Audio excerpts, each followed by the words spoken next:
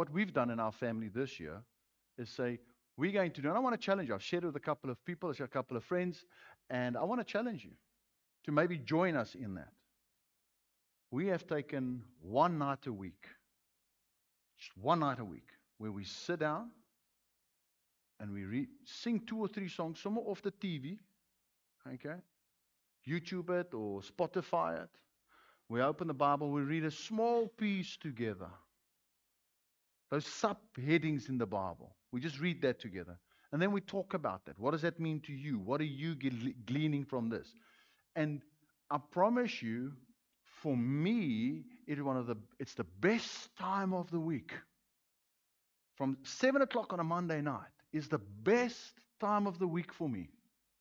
I'm sitting with my family and my household, and we are talking. Everything else, nothing compares to it. That time with my household